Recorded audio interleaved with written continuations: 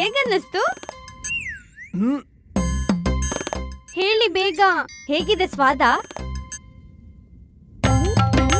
ಮಹಾರಾಣಿಯವರೇ, ಶಬ್ದವೇ ಇಲ್ಲ ನಮ್ಮ ಬಳಿ ವ್ಯಕ್ತಪಡಿಸೋದಕ್ಕೆ ಹೇಗಿದೆ ಎಂದು. ಪ್ರಯತ್ನವಾದ್ರೂ ಪಡಿ. ಅದ್ಭುತವಾಗಿದೆ. ಅದ್ಭುತಕ್ಕಿಂತಲೂ ಉಚ್ಚ ತರ್ಕ. ಪ್ರತಿ ಸಲ ಇದ್ದ ಹಾಗೆ ಉತ್ಕೃಷ್ಟ. ಕೇವಲ ನಮಗೆ ಇದನ್ನು ಮಾತ್ರ ಹೇಳಿ, ಏನಿದು ಎಂದು.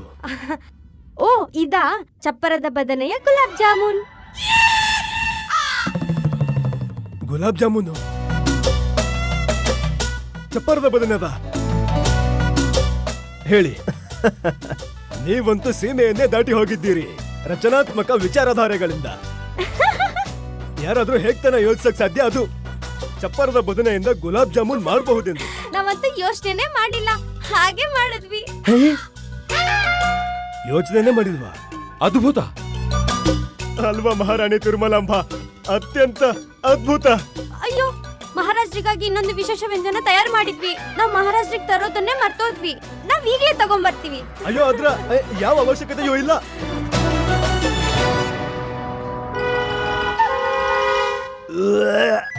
ಅಯ್ಯೋ, ಸಾಕು ಸಾಕು ಸಾಕು ಸಾಕು ಸಾಕು. ಗುರುವರ್ಯ, ಹೇಳಿ. ಪಂಡಿತ ರಾಮಕೃಷ್ಣ, ನಾವು ನಿಮ್ಮನ್ನು ಅನುರೋಧಿಸುತ್ತೇವೆ. ನೀವು ನಮ್ಮನ್ನು ನಕಲಿ ಮಹಾರಾಜರೆಂದು ಘೋಷಣೆ ಮಾಡಿ ನಮ್ಮನ್ನು ನೇಣಿಗೆ ಹಾಕಿ. ನಮ್ಮ ಪ್ರಾಣ ಬೇಕಾದ್ರೂ ತೆಗೆದ್ಬಿಡಿ, ನಿಮ್ಗೇನ್ ಬೇಕಾದ್ರೂ ಮಾಡಿ, ಆದ್ರೆ ನಮ್ಮಿಂದ ಇದನ್ನ ಮಾತ್ರ ಮಾಡಿಸ್ಬೇಡಿ. ನಮ್ಗೆ ಈ ಗುಲಾಬ್ ಜಾಮೂನು, ಚಪ್ಪರದ ಬದನೆಕಾಯಿಯ ಗುಲಾಬ್ ಜಾಮೂನು ಯಾರು ತಿಂತಾರೆ ಗುರುವರ್ಯ? ಶಾಂತಿ ಶಾಂತಿ. ರಾಮ,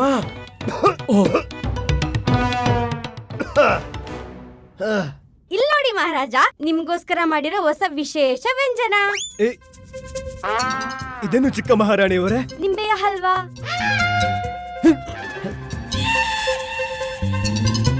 ನಿಂಬೆಯ ಹಲ್ವಾ?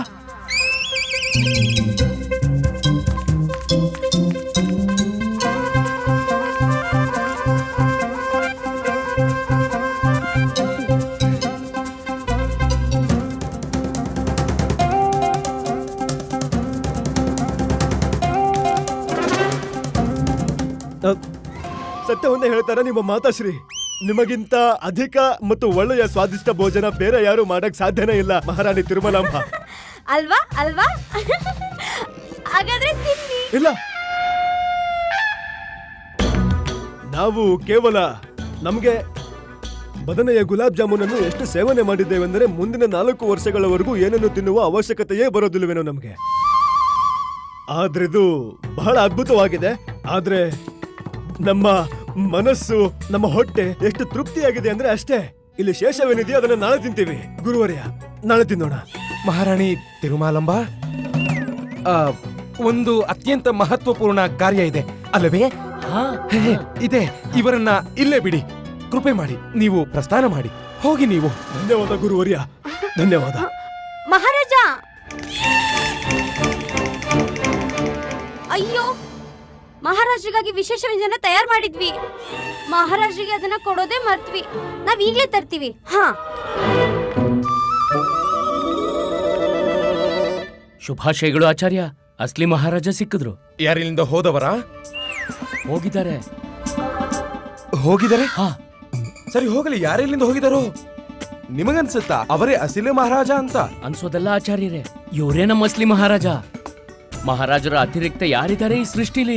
ಚಿಕ್ಕ ಮಹಾರಾಣಿಯವ್ರು ಮಾಡಿರೋ ವ್ಯಂಜನ ತಿಂದು ಮುಗುಳ್ನಗೆ ಬೀರ್ತಾ ಹಾಗೆ ಮತ್ತೆ ಅವ್ರನ್ನ ಪ್ರಶಂಸೆ ಮಾಡೋರು.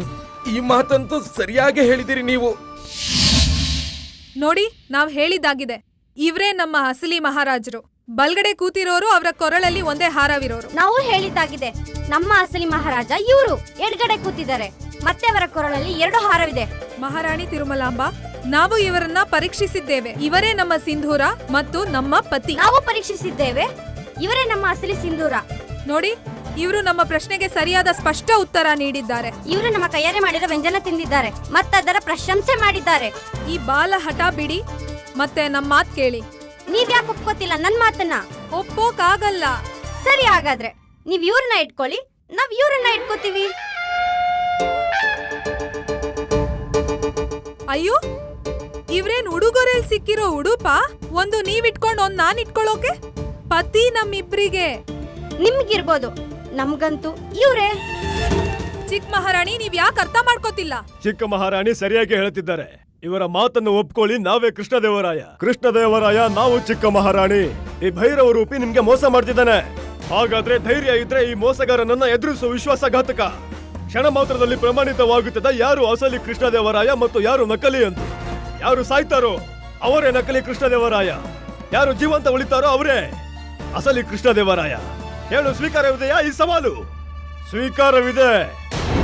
ಅಯ್ಯಯ್ಯೋ, ಶಾಂತಿ ಮಹಾರಾಜ, ಶಾಂತಿ. ನನ್ನ ಅನುರೋಧವಿದೆ, ನಿಮ್ಮಲ್ಲಿ ಕೃಪೆ ಮಾಡಿ ಶಾಂತರಾಗಿ ಮತ್ತೆ ಸಮಸ್ಯೆನ ಅಂತ್ಯ ಮಾಡೋದಕ್ಕೆ ಪ್ರತೀಕ್ಷೆ ಮಾಡಿ. ನನ್ನ ವಿಚಾರದ ಪ್ರಕಾರ ನೀವಿಬ್ರು ಅತಿಥಿ ಗೃಹಕ್ಕೆ ಹೋಗಿ ಶೀತಲ ಜಲದಲ್ಲಿ ಸ್ನಾನ ಮಾಡಬೇಕು. ಶಾಂತಿಯ ಅಧಿಕ ಅವಶ್ಯಕತೆ ಇದೆ ನಿಮ್ಮಿಬ್ರಿಗೂ.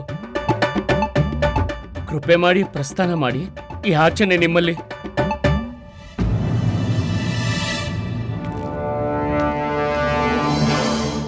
ನಮ್ಮ ಇಬ್ಬರು ಮಹಾರಾಣಿಯರಲ್ಲಿ ವಿನಂತಿ ಇದೆ, ಕೃಪೆ ಮಾಡಿ ಪ್ರಸ್ಥಾನ ಮಾಡಿ. ನಾವು ಈ ಸಮಸ್ಯೆಗೆ ಪರಿಹಾರ ಅತಿ ಶೀಘ್ರ ಹುಡುಕ್ತೇವೆ ಮತ್ತೆ ಪ್ರಯತ್ನ ಪಡ್ತೀವಿ ನಿಮ್ಮ ಪತಿ ನಿಮಗ್ ಸಿಗೋ ಹಾಗೆ. ಏನೇ ಮಾಡೋದಿದ್ರು ಶೀಘ್ರ ಮಾಡಿ. ನಮ್ಮಿಂದ ಇನ್ನೂ ಪ್ರತೀಕ್ಷೆ ಮಾಡಕ್ಕಾಗಲ್ಲ. 4 ದಿನದಿಂದ ಮಹಾರಾಜರು ನಮ್ಮನ್ನ ಕಾಣಕ್ ಬಂದಿಲ್ಲ. ಈಗ ಬಂದಿರುವಾಗ ಒಟ್ಟೊಟ್ಟಿಗೆ ಬಂದಿದ್ದಾರೆ. ಇಬ್ರಿಬ್ರು ಮಹಾರಾಜರಿಗೆ ಬೇರೆ ಬೇರೆ ವ್ಯಂಜನ ಮಾಡೋಕ್ಕಾಗಲ್ಲ. ಹೇ ಭಗವಂತ,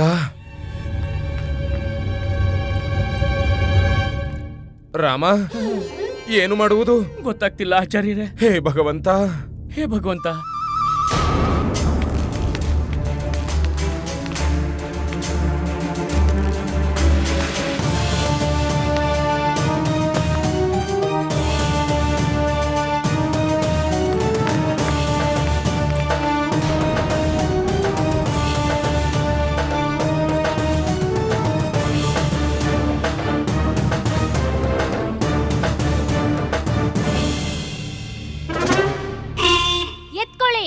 ಏನ್ ಎತ್ಕೋಬೇಕು ದೇವಿ?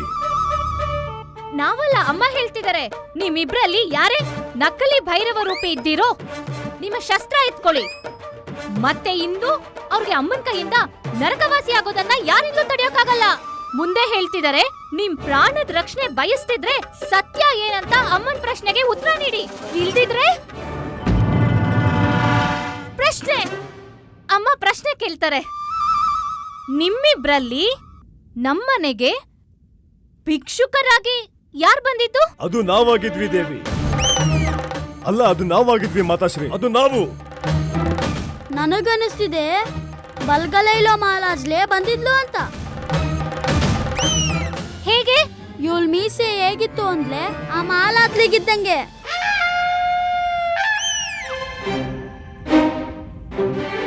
ಇಲ್ಲ ಇಲ್ಲ ಇಲ್ಲ ಇಲ್ಲ ಇಲ್ಲ ಇಲ್ಲ, ಈ ಎಡ್ಗಡೆ ಇಳೋ ಮಾಲಾಸ್ಲಾಗಿದ್ಲು. ಹೇಗೆ? ಇಲ್ ಮೂಗು ಹಾಗೆ ಇದೆ. ಇಲ್ಲ ಇಲ್ಲ ಇಲ್ಲ ಇಲ್ಲ ಇಲ್ಲ, ಇವಳ ಕೂದ್ಲು ಹಾಗೆ. ಅಯ್ಯೋ, ಇಬ್ಳು ಒಬ್ಳಾಗೆ ಕಾಣ್ತಿದ್ದಾಳೆ. ಎಲ್ಲ ದೊಂದ್ಲುವಾಗಿದೆ. ಏನು? ಯಾರ ದೊಂದಲ? ದೊಂದ್ಲುವಾಗಿದೆ. ದೇವಿ, ಇವನೇನ್ ಹೇಳ್ತಿದ್ದಾನೆ? ಗೊಂದಲ ಅಂತಿದ್ದಾನೆ. ಅದನ್ ಬಿಡಿ, ನೀವ್ ಪ್ರಶ್ನೆಗೆ ಉತ್ತರ ನೀಡಿ. ಅಯ್ಯೇ, ಏನ್ ಅನರ್ಥ ಮಾಡ್ತಿದ್ದೀರಾ? ಪ್ರಣಾಮ ಮಹಾರಾಜ, ಪ್ರಣಾಮ ಪ್ರಣಾಮ. ಏನ್ ನಡೀತಿದೆ ಇಲ್ಲಿ?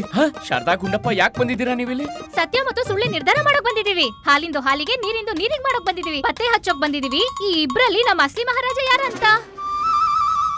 ಓ, ಮತ್ತೆ ನಕಲಿ ಯಾರಿರ್ತಾರೋ ಅವ್ರು ಹೀಗೆ ಎಲ್ರೆದ್ರಿಗೆ ಹೇಳ್ತಾರೆ, ಅಮ್ಮ ನಾನೇ ನಕಲಿ ಮಹಾರಾಜ ಅಂತ ಅಲ್ವಾ? ಯಾಕೆ ಹೇಳಲ್ಲ? ಹೇಳಲೇಬೇಕು. ಇಲ್ದಿದ್ರೇನು? ಯೋಚಿಸ್ತಿದ್ದಾರೆ. ಏನ್ ಯೋಚಿಸೋದಿದ್ರು ಮನೆಗೆ ಹೋಗಿ ಯೋಚಿಸಿ. ನಡ್ರಿ ಇಲ್ಲಿಂದ. ಅಯ್ಯೋ,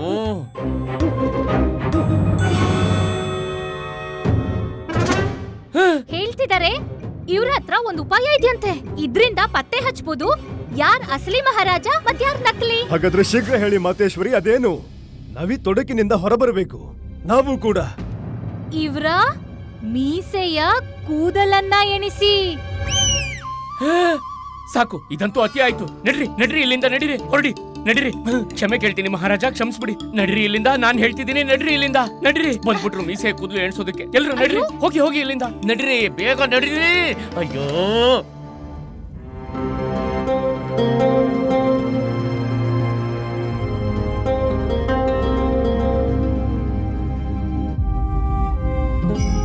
ಮಹಾರಾಜ, ಇನ್ಮುಂದೆ ನಮ್ಮಿಂದ ಮಾಡೋಕ್ಕಾಗಲ್ಲ. ಈ ನಕಲಿ ಸಾಮ್ರಾಟನಾಗಿರುವ ನಾಟಕವನ್ನ ನನ್ನಿಂದ ಜಾರಿಯಲ್ಲಿರಿಸೋಕಾಗಲ್ಲ. ದಯಮಾಡಿ ನನ್ನನ್ನ ಕ್ಷಮಿಸ್ಬಿಡಿ. ಆದರೆ ಏಕೆ? ನೀವಿಷ್ಟು ಚೆನ್ನಾಗಿ ಮಾಡ್ತಿದ್ದೀರಿ, ಆದ್ರೂ ಇಲ್ಲ ಮಹಾರಾಜ.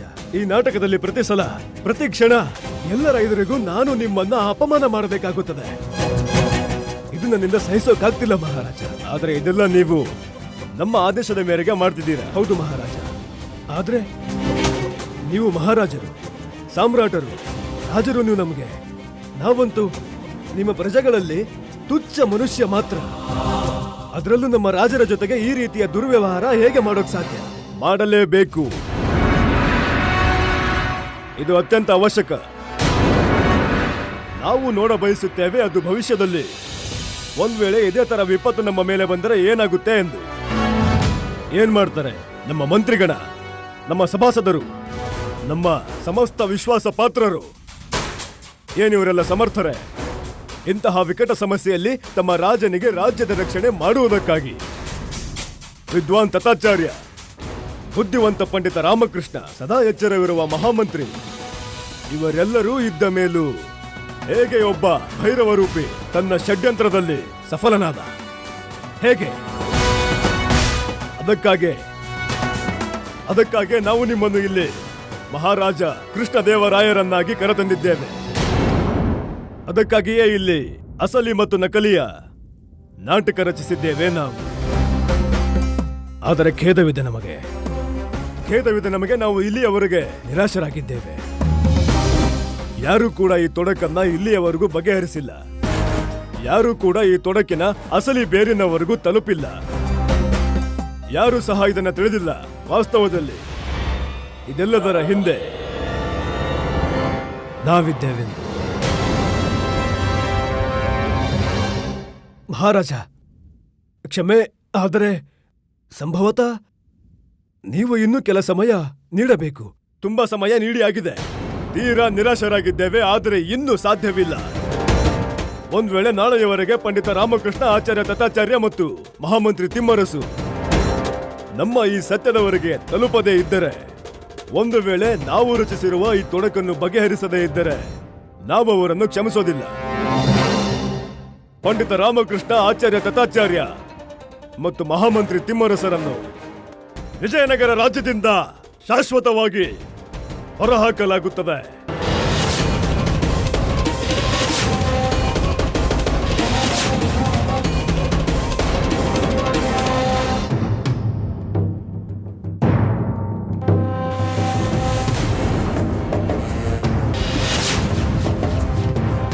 ಬಾದ್ಶಾ ಸಲಾಮತ್. ಸ್ವಲ್ಪ ಹೊತ್ತಲ್ಲೇ ವಿಜಯನಗರದ ರಾಜ್ಯವನ್ನು ಸೇರುವವರಿದ್ದೇವೆ. ಹೆಚ್ಚು ಕಾಯಲಾಗುವುದಿಲ್ಲ ಬನ್ನೇ ಖಾನ್. ಕಾತುರ ಬರ್ದಾಶ್ತ್ ಕೆ ಬಾಹರ್ ಹೈ.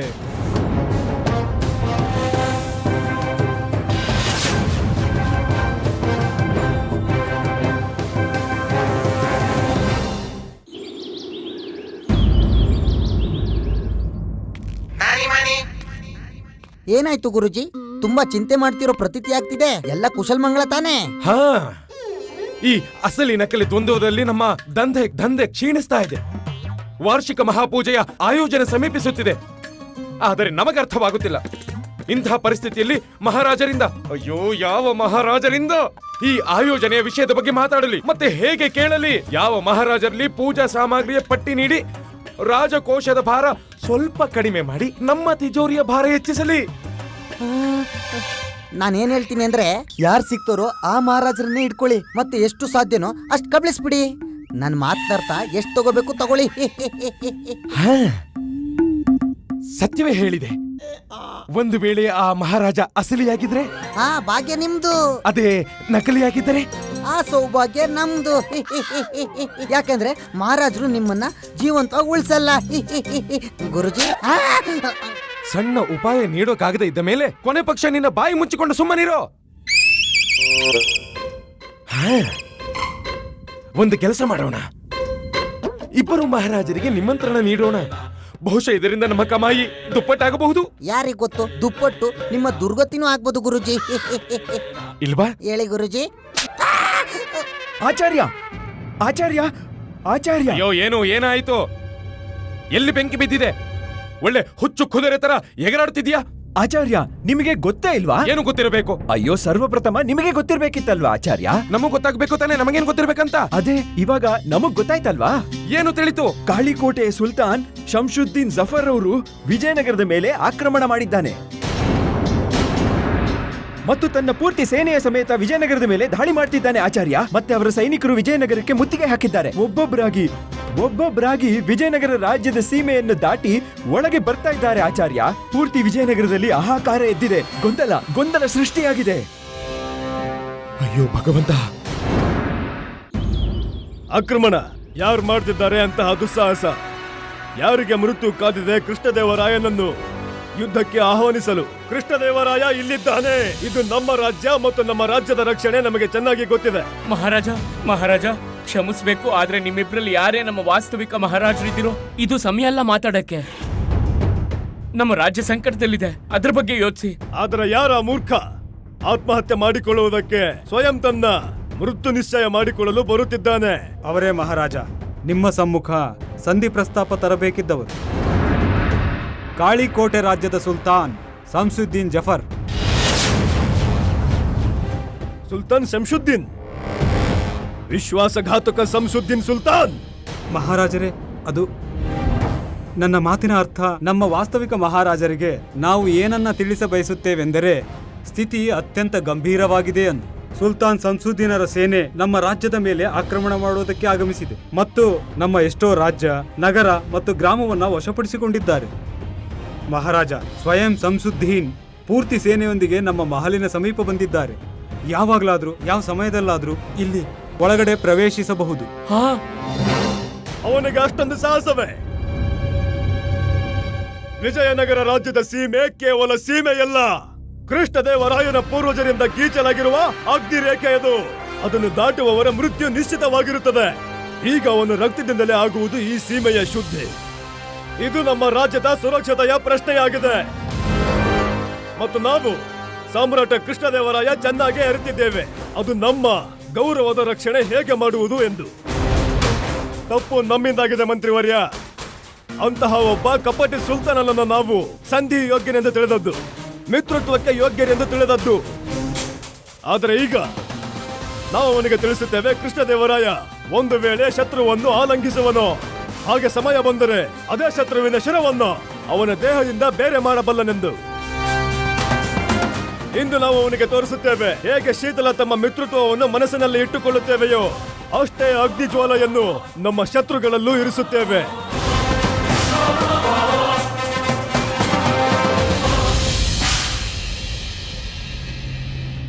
ಇಬ್ಬರೂ ಹೋಗಾಯಿತು ಪಂಡಿತ ರಾಮಕೃಷ್ಣ. ಆದರೆ ಪ್ರಶ್ನೆ ಇನ್ನೂ ಅದೇ ಇದೆ, ನಮ್ಮ ಅಸಲಿ ಮಹಾರಾಜ ಯಾರೆಂದು. ಅಯ್ಯೋ, ನೀವು ಅದನ್ನ ಬಿಡಿ ಮಂತ್ರಿವರ್ಯ. ಹೋಗಿ ಮೊದಲು ಸೈನ್ಯದವರಿಗೆ ಸೂಚನೆ ನೀಡೋಣ, ಈ ಆಕ್ರಮಣದಲ್ಲಿ ಮಹಾರಾಜರೇ ಸ್ವಯಂ ನೇತೃತ್ವ ವಹಿಸ್ತಾರೆ ಅಂತ. ಹಾ ಸರಿ, ಬನ್ನಿ.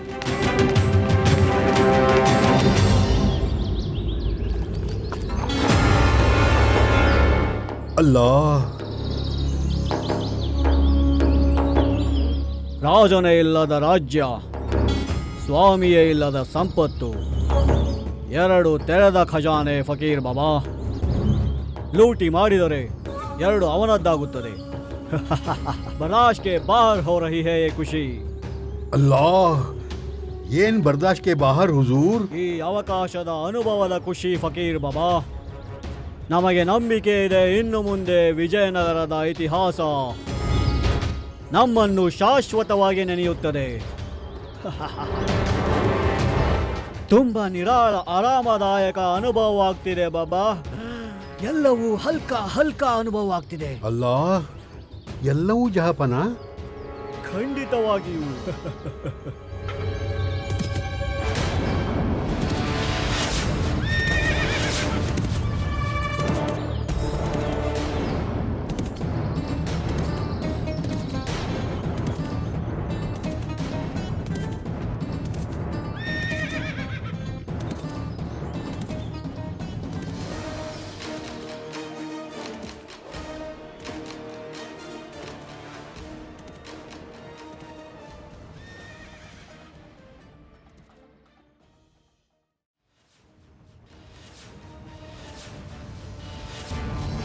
ಸುಲ್ತಾನ್ ಶಂಸುದ್ದೀನ್ ಜಫರ್ ಖಾನ್, ನಿನ್ನಿಂದ ತುಂಬಾ ದೊಡ್ಡ ತಪ್ಪಾಗಿದೆ.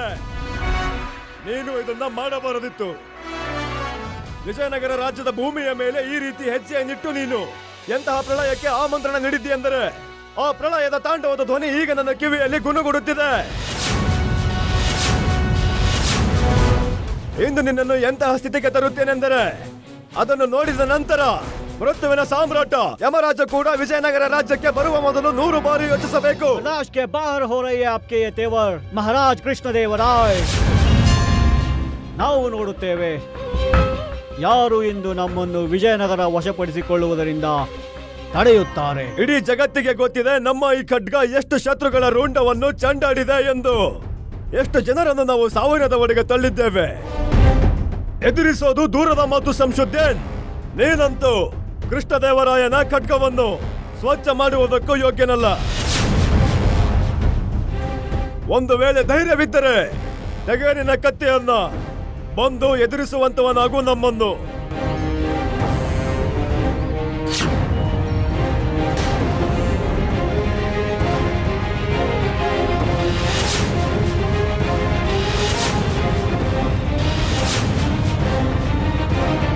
ಸಿಪಾಯಿಗಳೇ,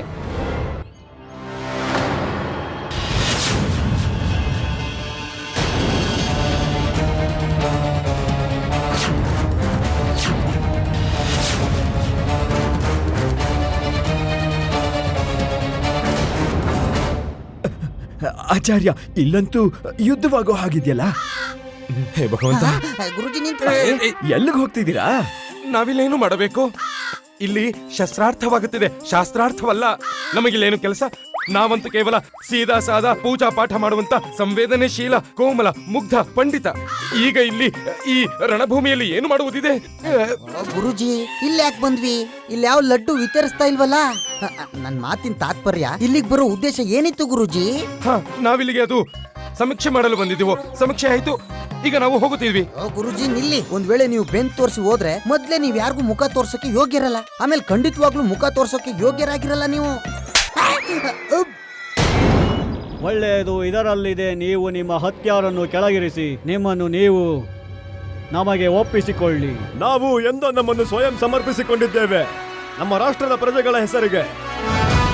ಆದರೆ ಈಗ ನಿನ್ನ ತಲೆಯನ್ನು ಸಮರ್ಪಿತಗೊಳಿಸುವುದಿದೆ ಕೃಷ್ಣದೇವರಾಯನ ಖಡ್ಗದ ಹೆಸರಿಗೆ. ಒಪ್ಪುತ್ತೆ, ಗರ್ವ ಒಪ್ಪುತ್ತದೆ ನಿಮಗೆ ಕೃಷ್ಣದೇವರಾಯ್. ಒಂದು ವೇಳೆ ನೀವು ಅಸಲಿ ಮಹಾರಾಜ ಕೃಷ್ಣದೇವರಾಯನಾಗಿದ್ದರೆ. ಆದರೆ ದುರದೃಷ್ಟವಶಾತ್ ಬಹುಶಃ ನಿಮಗೆ ಈ ಮಾತಿನ ಅರಿವಿಲ್ಲವೇನೋ, ನಾವು ಈ ಯುದ್ಧಕ್ಕೆ ಒಬ್ಬರೇ ಬಂದಿಲ್ಲ. ನಮ್ಮೊಂದಿಗೆ 5 ರಾಷ್ಟ್ರಗಳ ಅಸೀಂ ತಾಕತ್ತು ಶಾಮೀಲಾಗಿದೆ. ನಮ್ಮ ಜೊತೆಗೆ ಮತ್ತು ನಿಮ್ಮ ಖಿಲಾಫ್ ನಿಂತಿದ್ದಾರೆ. ನಮ್ಮ ಜೊತೆಗೆ ಮತ್ತು ನಿಮ್ಮ ಖಿಲಾಫ್ ನಿಂತಿದ್ದಾರೆ.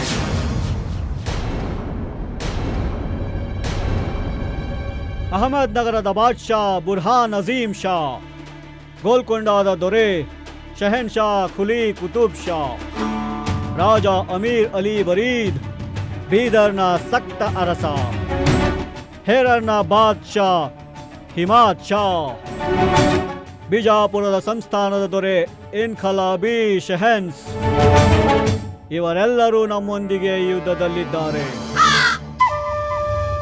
ಇವರೆಂಥ ಬೃಹದಾಕಾರದ ತಾಕತ್ತೆಂದರೆ ಇವರ ಸೈನ್ಯದ ಮುಂದೆ ದೊಡ್ಡ ದೊಡ್ಡ ಕಲಿಗಳೇ ಮಂಡಿಯೂರಿದ್ದಾರೆ.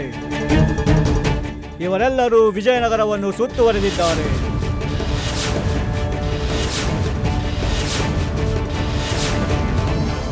ಎಷ್ಟು ಧೈರ್ಯದಿಂದ ನೀವಿಲ್ಲಿಗೆ ಬಂದಿದ್ದೀರಿ. ಉಳಿಯಲಾಗುವುದಿಲ್ಲ ನೀವು ನಮ್ಮೆದುರು. ಬರ್ದಾಶ್ತ್ ಕೆ ಬಾಹರ್ ಹೋ ರಹಿ ಹೈ ಈ ಮಾತುಗಳು. ಒಳ್ಳೆಯದು, ನೀವು ಮಂಡಿಯೂರಿ ಶರಣಾಗುವುದು. ಸೋಲನ್ನು ಸ್ವೀಕಾರ ಮಾಡಿ ಮತ್ತು ವಿಜಯನಗರವನ್ನು ನಮ್ಮ ಕೈಗೊಪ್ಪಿಸಿ. ನಿಮಗೆ ಜೀವದಾನ ಮಾಡಲಾಗುವುದು. ಸಾಕು ಶಂಶುದ್ದೀನ್. ವಿನಾಶಕಾಲೆ ವಿಪರೀತ ಬುದ್ಧಿ ಬಹಳಷ್ಟು ನೋಡಿದ್ದೇವೆ. ವಿನಾಶಕಾಲೆ ಹುಚ್ಚುತನದ ಬುದ್ಧಿ ಮೊದಲ ಬಾರಿಗೆ ನೋಡುತ್ತಿದ್ದೇನೆ. 5 ರಾಜರನ್ನು ಕರೆದುಕೊಂಡು ಬಂದಿದ್ದೀಯಲ್ಲವೇನು ನಮ್ಮನ್ನು ಎದುರಿಸಲು? ಹೋಗು, ನಾವು ನಿನಗೆ ಸಮಯ ನೀಡುತ್ತೇವೆ. 500 ರಾಜರನ್ನು ಕರೆದುಕೊಂಡು ಬಾ. ಕೃಷ್ಣದೇವರಾಯರಂತೂ ಇಲ್ಲಿಯೇ ಇರುವರು. ಪ್ರತಿಯೊಬ್ಬರು ಸಾಯುತ್ತಾರೆ ಇಂದು ಇದೇ ಜಾಗದಲ್ಲಿ ನಮ್ಮ ಇದೇ ಖಡ್ಗದಿಂದ.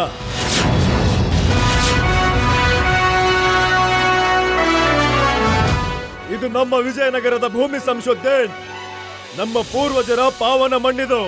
ಈ ಭೂಮಿಯ ಮೇಲೆ ನಿನ್ನ ಹಾಗೆ ಕಾಲಿಡುವಂತಹ ಪ್ರತಿಯೊಬ್ಬ ವ್ಯಕ್ತಿಯ ಕುತ್ತಿಗೆಯನ್ನು ಕತ್ತರಿಸಲಾಗುವುದು ಇದೇ ಜಾಗದಲ್ಲಿ ನಮ್ಮ ಈ ಖಡ್ಗದಿಂದ. ಅಲ್ಲಾ, ಯಾವುದೇ ಆನೆ, ಯಾವುದೇ ಕುದುರೆ, ಯಾವುದೇ ಸೈನಿಕ, ಯಾವುದೇ ಸೇನೆ ಬೇಡ. ಈ ಕೃಷ್ಣ ದೇವರಾಯ ಒಬ್ಬನೇ ಸಾಕು ನಿನ್ನ ಈ ಪೂರ್ತಿ ಸೇನೆಯ ಜೊತೆಗೆ ಇದೇ ಭೂಮಿಯಲ್ಲಿ ಹೂಳುವುದಕ್ಕೆ. ವಿಜಯನಗರದ ಭೂಮಿಯ ಮೇಲೆ ಇಂದು ತಮ್ಮ ಶತ್ರುವಿನ ಕಡುಗೆಂಪು ರಕ್ತರಂಜಿತ ಇತಿಹಾಸ ಬರೆಯಲಾಗುವುದು ಇಂದು ಇದೇ ಜಾಗದಲ್ಲಿ ನಮ್ಮ ಈ ಖಡ್ಗದಿಂದ. ನೀನು ನಮ್ಮನ್ನಲ್ಲ, ಮಲಗಿರುವ ಪ್ರಳಯವನ್ನು ಬಡಿದೆಬ್ಬಿಸಿದ್ದೀಯ. ಈ ಪ್ರಳಯದ ತಾಂಡವ ಹೇಗಿರುತ್ತದೆಂದರೆ ಅದನ್ನು ನೀನು ಕಲ್ಪನೆ ಕೂಡ ಮಾಡಿರಲು ಅಸಾಧ್ಯ. ನಿನ್ನನ್ನು ಸುಟ್ಟು ಬೂದಿ ಮಾಡುವುದು ಇಂದು ಈ ಪ್ರಳಯ. ಹೇಗೆ ನಾವು ಈ ಮಣ್ಣಿನಿಂದ ನಿಮ್ಮ ಅಸ್ತಿತ್ವವನ್ನೇ ಅಳಿಸಿ ಹಾಕುತ್ತೇವೆಂದರೆ ಸಂಶೋಧನೆ, ಇಂದಿನ ನಂತರ ವಿಜಯನಗರ ರಾಜ್ಯದ ಮೇಲೆ ಕೆಟ್ಟ ದೃಷ್ಟಿ ಬೀರುವವರು ಹುಟ್ಟುವುದೇ ಇಲ್ಲ. ಭಸ್ಮ ಮಾಡಿ ಬಿಡುತ್ತದೆ ಎಲ್ಲವನ್ನು ಇಂದು ಇದೇ ಜಾಗದಲ್ಲಿ ನಮ್ಮ ಈ ಖಡ್ಗ ಸಂಶೋಧನೆ. ಕೃಷ್ಣ ದೇವರಾಯ್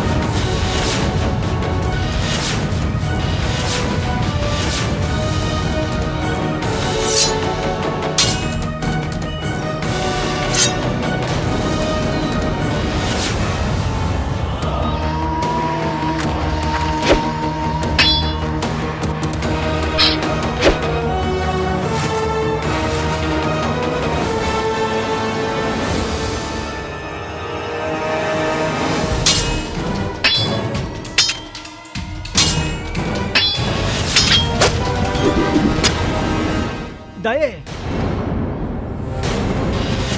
ಅಲ್ಲಾ,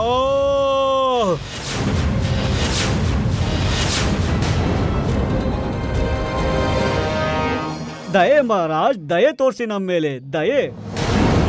ಹಾಗೆಲ್ಲ ಏನು ಇಲ್ಲ ಮಹಾರಾಜ್, ನೀವು ಯೋಚಿಸಿದಾಗೆ ಯಾವುದೇ ಹಮ್ಲ ಗಿಮ್ಲ ಮಾಡಿಲ್ಲ ನಾವು ವಿಜಯನಗರದ ಮೇಲೆ.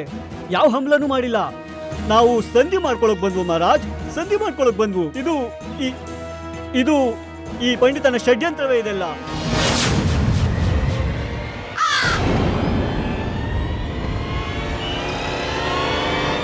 ಪಂಡಿತ್, ಅರೆ ಯಾಕೋ ಏನು ಹೇಳ್ತಿಲ್ಲ? ಪಂಡಿತ ರಾಮಕೃಷ್ಣ, ಹೇಳಿ ಇದೆಲ್ಲ ಒಂದು ನಾಟಕ ಅಂತ. ನೀವು ಹೇಳಿದ್ದಕ್ಕೆ ಆಕ್ರಮಣದ ಯೋಜನೆ ಮಾಡಲಾಯಿತು. ಪಂಡಿತ ರಾಮಕೃಷ್ಣ. ಮಹಾರಾಜ. ಹೌದು ಮಹಾರಾಜ್, ಇವ್ರು ಹೇಳಿದ್ದಕ್ಕೆ ಈ ನಾಟಕ ರಚನೆ ಮಾಡಲಾಯಿತು. ಇಲ್ದಿದ್ರೆ ನಮಗೆ ಅಷ್ಟೊಂದು ಧೈರ್ಯವೆಲ್ಲಿತ್ತು ನಮ್ಮ ಸರ್ಫರೋಜ್ ದೋಸ್ತಿನ ದೇಶದ ಮೇಲೆ ಈ ರೀತಿಯ ಹಮ್ಲಾ ಮಾಡೋ ಕೆಟ್ಟ ಸಾಹಸ ಮಾಡ್ತಿದ್ವಾ? ಪಂಡಿತ ರಾಮಕೃಷ್ಣ, ಏನಾಗ್ತಿದೆ ಇಲ್ಲಿ? ನಾವು ನಿಮ್ಮನ್ನೇ ಕೇಳ್ತಿರೋದು ರಾಮ. ಕ್ಷಮಿಸ್ಬೇಕು ಮಹಾರಾಜ, ಆದ್ರೆ ಇದೇ ಸತ್ಯ. ಅಲ್ಲಾ, ಇಲ್ಲೇನೇನ್ ಆಯ್ತೋ ಇವ್ರಿಗೆ ನಾನೇ ಮಾಡಕ್ ಹೇಳಿದ್ದು. ಯಾಕೆ? ಯಾತಕ್ಕಾಗಿ ರಾಮಕೃಷ್ಣ? ಬೇರೆ ಮಾರ್ಗನೇ ಉಳಿದಿರ್ಲಿಲ್ಲ ನಮ್ಮ ಹತ್ರ ಮಹಾರಾಜ. ಅಸ್ಲಿ ನಕಲಿ ಮಹಾರಾಜರ ಜಂಜಾಟದಲ್ಲಿ ಎಷ್ಟು ನಲ್ಗೋಗಿದ್ವಿ ಅಂದ್ರೆ ಬೇರೆ ದಾರಿ ಹೊಳಿತಾನೆ ಇರ್ಲಿಲ್ಲ.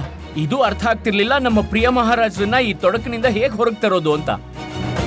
ಆಗ್ಲೇ ಮಂತ್ರಿ ಮಹೋದಯ ನನಗೆ ಹೇಳಿದ್ರು, ಸುಲ್ತಾನ್ ಮಹಾರಾಜ ವಿಜಯನಗರಕ್ಕೆ ಬರ್ತಿದ್ದಾರೆ ಸಂಧಿ ಪ್ರಸ್ತಾಪಕ್ಕೆ ಅಂತ. ಆಗ ನನ್ಗೊಂದು ಉಪಾಯ ಹೊಳಿತು. ಸ್ಥಿತಿ ಹದಗೆಡುತ್ತಿದೆ ಪಂಡಿತ ರಾಮಕೃಷ್ಣ. ಬರುವ ಸಮಯದಲ್ಲಿ ನಮ್ಮ ವಿಜಯನಗರ ರಾಜ್ಯದ ಸುರಕ್ಷತೆಯ ವ್ಯವಸ್ಥೆಯಲ್ಲಿ ಆಪತ್ತು ಎದುರಾಗಬಹುದು. ಯಾವುದಾದ್ರೂ ನೆರೆ ರಾಜ್ಯದವರು ಇದರ ಲಾಭ ತಗೋಬಹುದು. ಆಂತರಿಕ ಕಲಹದಿಂದ ಯಾವುದೇ ದೇಶವನ್ನ ಅಧೀನ ಮಾಡಿಕೊಳ್ಳುವುದು ದೊಡ್ಡ ವಿಷಯವೇ ಅಲ್ಲ. ಸುಲ್ತಾನ್ ಸಂಸುದ್ದೀನ್ ವಿಜಯನಗರಕ್ಕೆ ಬರುತ್ತಿದ್ದಾರೆ ಸಂಧಿ ಪ್ರಸ್ತಾಪದೊಂದಿಗೆ. ಆದ್ರೆ ಎಲ್ಲಿವರೆಗೂ ಈ ಅಸಲಿ ನಕಲಿ ಜಂಜಾಟ ಬಗೆಹರಿಯೋದಿಲ್ವೋ ಅಲ್ಲಿವರೆಗೆ ಈ ಸಂಧಿ ಪ್ರಸ್ತಾಪ ಹೇಗಾಗುತ್ತೆ? ಒಂದು ನಮ್ಮ ಮೂಗ್ ಕತ್ತರಿಸ್ತಾರೆ, ಮತ್ತೊಂದೆಡೆ ಪೂರ್ತಿ ರಾಷ್ಟ್ರದಲ್ಲಿ ಇದೆಲ್ರಿಗೂ ಗೊತ್ತಾಗುತ್ತೆ ಅದು ವಿಜಯನಗರದ ಸಿಂಹಾಸನದ ಮೇಲೆ ಯಾರು ಇಲ್ವೇ ಇಲ್ಲ ಅಂತ. ಚಿಕ್ಕ ಪುಟ್ಟ ರಾಜ್ಯಗಳು ಬೆರಳು ತೋರಿಸಿ ನಗೋಕ್ ಶುರು ಮಾಡುತ್ತೆ. ಈಗೇನ್ ಹೇಳಿದ್ರಿ ನೀವು ಮಂತ್ರಿವರ್ಯ? ನಾವೇನ್ ಹೇಳ್ತಾ ಇದ್ವಿ ಅಂದ್ರೆ ಚಿಕ್ಕ ಪುಟ್ಟ ಅದಕ್ಕೂ ಮೊದಲು ಏನ್ ಹೇಳಿದ್ರಿ? ಅದು ಸುಲ್ತಾನ್ ಸಂಸುದ್ದೀನ್ ಬಗ್ಗೆ ಮಾತಾಡ್ತಿದ್ವಿ. ಇದೇನೇ ನೀವು ಹೇಳಿದ್ರಿ ಸುಲ್ತಾನ್ ಶಂಸುದ್ದೀನ್ ಬರ್ತಿದ್ದಾರೆ ಸಂಧಿ ಪ್ರಸ್ತಾಪ ಮಾಡೋಕೆ ಅಂತ. ಹಾಗಂತ ಬರ್ದಿದ್ದಾರೆ. ಅದಕ್ಕೆ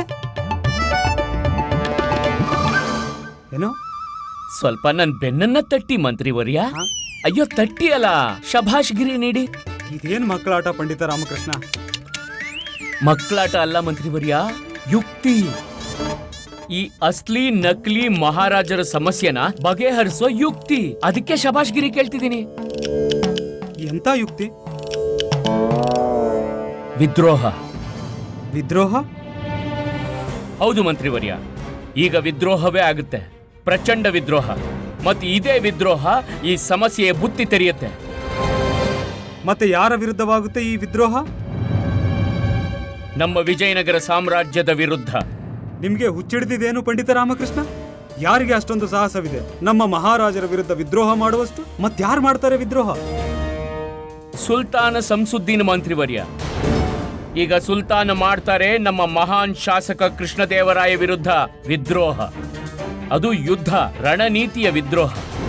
ಈಗ ಸುಲ್ತಾನ್ ಸಂಧಿಗಲ್ಲ, ವಿಜಯನಗರದ ಮೇಲೆ ಆಕ್ರಮಣ ಮಾಡ್ತಾರೆ. ಏನ್ ಹೇಳ್ತಿದ್ದೀರಿ ನೀವು? ಬಲಾಷ್ಗೆ ಬಾಹರ್ವಾಲಿ ಮಾತನಾಡ್ತಿದ್ದೀರಿ ನೀವು. ನೀವು ಹೇಳ್ತಿದ್ದೀರಿ ನಾವು ವಿಜಯನಗರದ ಮೇಲೆ ಹಮ್ಲಾ ಮಾಡ್ಲಿ ಅಂತ. ಅರೆ ತಲೆಗಿಲೆ ಕೆಟ್ಟಿದ್ಯೇನು ನಿಮ್ಗೆ? ಮಹಾರಾಜ ಕೃಷ್ಣದೇವರಾಯ ನಮ್ಮನ್ನು ದೋಸ್ತೆಂದು ಸ್ವೀಕರಿಸಿದ್ದಾರೆ, ದೋಸ್ತ್. ಮತ್ತು ದೋಸ್ತಿನ ವಿರುದ್ಧ ಹೋಗೋದು ನಾವು ಯೋಚನೆನೂ ಮಾಡೋಕ್ಕಾಗಲ್ಲ. ಸುಲ್ತಾನ್ ಮಹಾರಾಜ, ನಾನು ಈ ಭಾವನೆಯನ್ನು ಹೃದಯದಿಂದ ಗೌರವಿಸ್ತೇನೆ.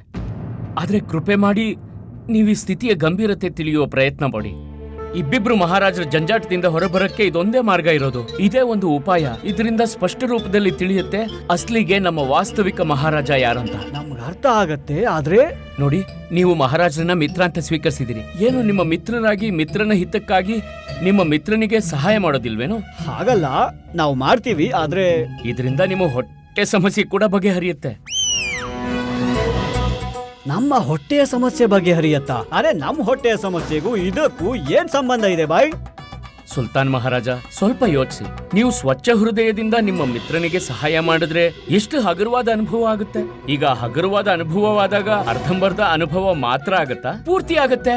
ಮತ್ತ ಪೂರ್ತಿಲಿ ಹೊಟ್ಟೆ ಕೂಡ ಜೊತೆಗಿರುತ್ತೆ. ಅರ್ಥಾತ್ ಹೊಟ್ಟೆ ಕೂಡ ಹಗುರವಾಗುತ್ತೆ. ಅಲ್ಲಿಗಾಯ್ತಲ್ಲ ನಿಮ್ ಹೊಟ್ಟೆಯ ಸಮಸ್ಯೆಗೆ ಪರಿಹಾರ. ಕೇಳೋದಕ್ಕೆ ಮಾತು ಸರಿಯಾಗಿ ಅನಿಸ್ತಿದೆ, ಆದ್ರೆ ಯಾಕೆ ನಮ್ಗೆ ಅರ್ಥ ಆಗ್ತಿಲ್ಲ? ನೀವ್ ಇದನ್ನೆಲ್ಲ ಬಿಟ್ಬಿಡಿ. ಈಗ ನನ್ ಮಾತ್ ಕೇಳಿ ಅಷ್ಟೇ. ಇದರಿಂದ ಕೇವಲ ಮಹಾರಾಜರಿಗಷ್ಟೇ ಅಲ್ಲ, ಸಂಪೂರ್ಣ ವಿಜಯನಗರ ರಾಜ್ಯಕ್ಕೆ ಉಪಕಾರ ಆಗುತ್ತೆ. ಪಂಡಿತ ರಾಮಕೃಷ್ಣ ಸರಿಯಾಗಿ ಹೇಳ್ತಿದ್ದಾರೆ ಬಾದ್ಶಾ ಸುಲ್ತಾನ್. ಇದು ನಿಮ್ಮ ಕಡೆಯಿಂದ ನಮ್ಮ ರಾಜ್ಯಕ್ಕೆ ತುಂಬಾ ದೊಡ್ಡ ಸಹಾಯವಾಗುವುದು.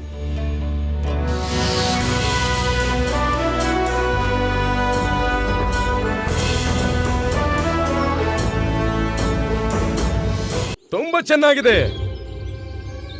ತುಂಬಾ ಚೆನ್ನಾಗಿದೆ. ವಾ ವಾ ವಾ ವಾ ವಾ ವಾ ವಾ. ಒಂದು ವೇಳೆ ನಿಮ್ಮ ಪ್ರಪಂಚದಿಂದ ಯಾರಿಗಾದ್ರೂ ಅಹಿತವಾಗಿದ್ದರೆ, ಯಾರಿಗಾದ್ರೂ ಪ್ರಾಣ ಹೋಗಿದ್ದರೆ ಆಗ? ಇಲ್ಲ ಆಚಾರ್ಯ, ಹೋಗ್ತಿರ್ಲಿಲ್ಲ. ನಾನು ಹೋಗಕ್ ಬಿಡ್ತಾನೂ ಇರ್ಲಿಲ್ಲ.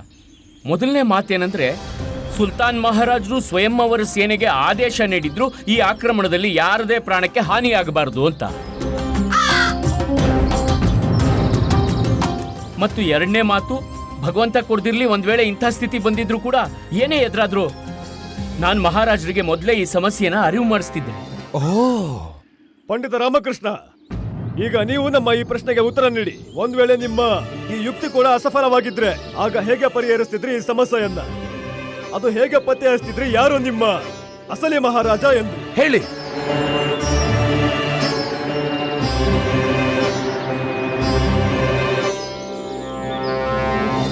ಪತ್ತೆ ಅಂತೂ ಮೊದಲೇ ಹಚ್ಚಿದ್ವಿ ಮಹಾರಾಜ.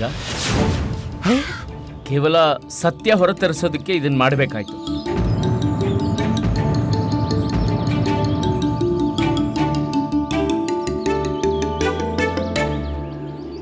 ಹೌದು ಮಹಾರಾಜ. ನಿಮಗೆ ಮೊದಲೇ ತಿಳಿದಿತ್ತೆ ನಿಮ್ಮ ಅಸಲಿ ಮಹಾರಾಜ ಯಾರು ಎಂದು. ಹಾಗಾದ್ರೆ ಹೇಳಿ, ಈಗ ಹೇಳಿ, ಯಾರು ನಿಮ್ಮ ಅಸಲಿ ಸಾಮ್ರಾಟ ಕೃಷ್ಣದೇವರಾಯ? ಯಾಕೆ ಪರಿಹಾಸ್ಯ ಮಾಡ್ತಿದ್ದೀರಿ ಮಹಾರಾಜ? ನೀವೇನೆ.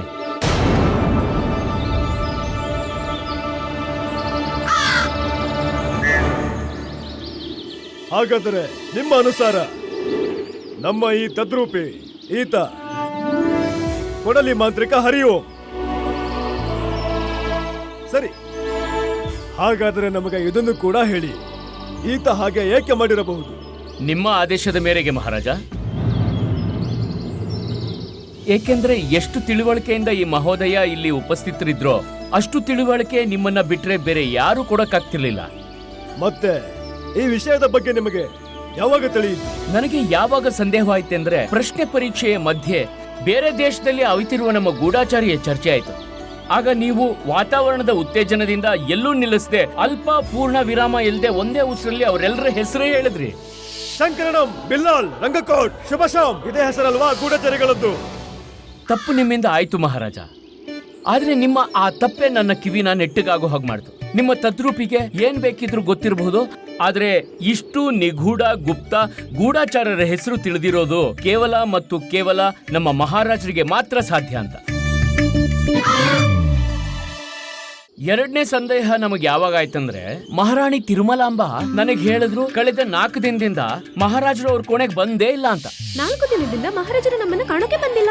ಈಗ ಬಂದಿರುವಾಗ ಇಬ್ರು ಒಟ್ಟೊಟ್ಟಿಗೆ ಬಂದಿದ್ದಾರೆ. ಇದಕ್ಕೆ ಒಂದೇ ಅರ್ಥ ಮಹಾರಾಜ, ನಿಮ್ಮ ತದ್ರೂಪಿ ಮಹಾರಾಣಿಯರ ಮೇಲೆ ಗೌರವವನ್ನ ಪೂರ್ತಿಯಾಗಿ ಇಟ್ಟಿದ್ರು ಅಂತ.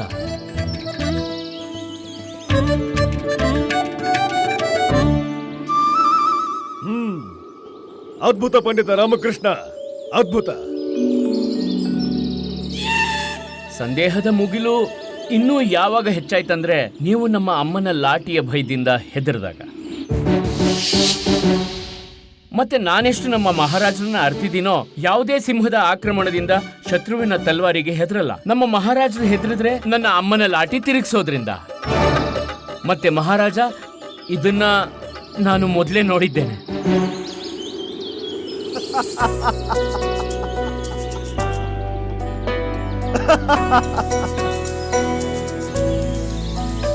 ಖಂಡಿತ ವಿಲಕ್ಷಣ. ನೀವು ಅಸಾಧಾರಣ ಬುದ್ಧಿವಂತಿಕೆಯ ಸ್ವಾಮಿ. ಸತ್ಯವನ್ನೇ ಹೇಳಿದ್ರಿ ನೀವು. ನಾವೆಯೇ ಕೊಡಲಿ ಮಾಂತ್ರಿಕ ಹರಿಓಂನನ್ನು ಈ ಕಾರ್ಯಕ್ಕೆ ತಯಾರು ಮಾಡಿದ್ದೆವು. ಮತ್ತದರ ನಂತರ ನಾವು ಅವರಿಗೆ ನಮ್ಮ ಅರಮನೆಯಲ್ಲಿ ಉಳಿಯಲು ಕಳಿಸಿದ್ದೆವು. ನಾವು ನೋಡ ಬಯಸಿದ್ದೆವು ಅದು ಇಂತಹ ವಿಷಮ ಪರಿಸ್ಥಿತಿಯಲ್ಲಿ ನಮ್ಮ ರಾಜ ದರ್ಬಾರಿನ ಬುದ್ಧಿಜೀವಿಗಳು ಹೇಗೆ ಸಮಸ್ಯೆಗೆ ಪರಿಹಾರ ಕಂಡು ಹಿಡಿಯುತ್ತಾರೆ ಎಂದು. ಆದರೆ ಪರಿಹಾರ ಸಿಕ್ತು ಪಂಡಿತ ರಾಮಕೃಷ್ಣರಿಂದ. ನಮ್ಮ ದರ್ಬಾರಿನ ಎಲ್ಲರಿಗಿಂತ ಬುದ್ಧಿವಂತ ಸಲಹೆಗಾರ ಪರಿಹಾರ ಕಂಡು ಹಿಡಿದ. ಕೊನೆಗೂ ಪತ್ತೆ ಹಚ್ಚಿಬಿಟ್ಟಿರಿ ನೀವು, ನಾವೆಯೇ ನಿಮ್ಮ ಕೃಷ್ಣದೇವರಾಯರೆಂದು. ಹಾಗೆ ನನಗೆ ಅನ್ನಿಸ್ತು. ಆದ್ರೆ ಇದು ನೀವು ಅರ್ತಿದ್ದೀರಿ, ಇದು ಸತ್ಯ ಅಲ್ಲ ಅಂತ. ನಮ್ಮ ವಾಸ್ತವಿಕ ಅಸ್ಲಿ ಮಹಾರಾಜ ಶ್ರೀಕೃಷ್ಣದೇವರಾಯ ನೀವಲ್ಲ, ಅವರೇ ನಮ್ಮ ವಾಸ್ತವಿಕ ಮಹಾರಾಜ.